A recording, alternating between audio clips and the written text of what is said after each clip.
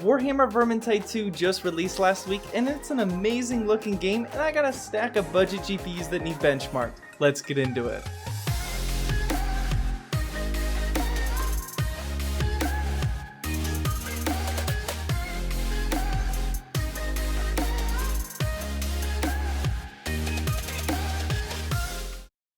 Hey, welcome to Zach's Tech Turf. Today we're going to be benchmarking the brand new Warhammer Vermintide 2 with 6 budget graphics cards that you've probably seen on the channel before if you're subscribed. Speaking of which, if you're not subscribed, now would be a great time to do so if you're into more tech, benchmarking, PC gaming, and PC building videos. But if you are subscribed, then hit that notification bell down below and do yourself a favor. I'm not going to go on a huge rant here or anything, but YouTube hasn't been putting my videos in your subscription boxes lately, so if you hit that notification bell, you'll be notified every time I upload a video. Alright, now let's get into these benchmarks. The 6 graphics cards that we'll be testing today are the GTX 750 Ti, RX 460, GTX 960, GT 1030, GTX 1050 Ti, and the king of value GTX 780 Ti. I actually just uploaded an entire video on this GTX 780 Ti, and I threw it in a brand new 2018 gaming PC, and that video proved that this card can really hold you off until this GPU apocalypse ends. Just for some reference, I want to quickly talk about what other GPUs these ones compare to. That way, if you don't have one of these specifically, you'll at least be able to guess what results you'll be closest to. The 750 Ti compares pretty closely to an R7 260X. The RX 460 is close to something like a GTX 950, 760, or even an R7 370. The GTX 960 and 1050 Ti are pretty similar to each other, as well as an R9 285 or 280. The GT 1030 is pretty close to an RX 550, and finally the 780 Ti compares to a 970 and an RX 580 or 570. Like I said, those were just some real rough comparisons in case you don't have a specific graphics card that we're looking at today, and this way you'll at least be able to guess what you'll get with your specific graphics card.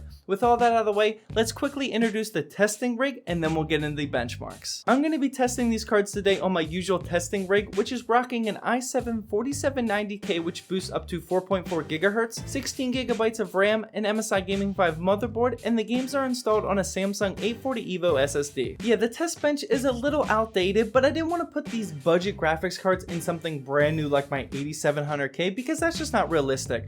And finally, I wanted to mention to you guys that the settings that I chose for these upcoming benchmarks are the settings that I personally would play the games at. I personally always prefer hitting that 60 FPS mark as long as the game looks decent, so just know that you can always tweak the settings to make the game look a little bit better if you're comfortable with lower FPS. The first card up is the 2 generations old but still super popular GTX 750 Ti. Here I stayed at 1080p low and I averaged a solid 64 FPS, and I was actually pretty surprised at how smooth it was, as you can tell by looking at the 1% and 0.1% lows. Next up was the RX 460, which I could also stay at 1080p low. This card pumped out a little more than the 750 Ti with an average FPS of 70 and still have very smooth timings. This is what the low settings look like, as I'll continue to show the in-game settings that were set for each graphics card. Next up was the GTX 960, which I just featured in my top budget GPUs video, and I was able to bump the settings up to medium and still averaged a solid 67 FPS. Keep in mind that you could definitely go up to high settings if you wanted to, but it's all on personal preference. The GT 1030 was next, which I've featured in several videos now, and with this super budget card I had to lower the settings down to the lowest, but I still maintained a silky smooth 55 FPS. I was also surprised at just how smooth this felt. The game was still very enjoyable with this very low-end budget graphics card. I was able to move the settings back up to medium with the GTX 1050 Ti, and with this graphics card I averaged 66 FPS. Once again, the stats that I'm giving you really depend on what map you're on and several other factors, but I did try to test these in the worst case scenarios because I'd rather your results be slightly higher than mine instead of slightly lower. And finally, the last card that I tested, which maybe be called a budget graphics card, is the GTX 780 Ti.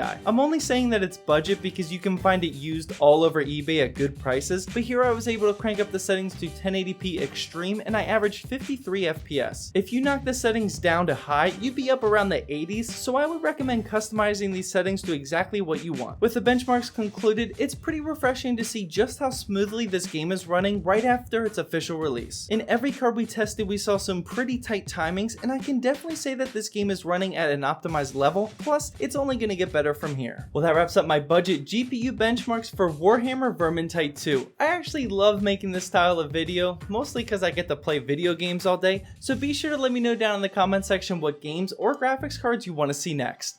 Well, I hope you guys enjoyed this video. Please drop a like down below to help support my channel. Also, while you're down there is a link to zachstechturf.com so you can buy baller t-shirts like this, and I can continue to buy budget graphics cards purely for these videos. And as always, thank you for watching, and please subscribe for more Zach's Tech Turf videos.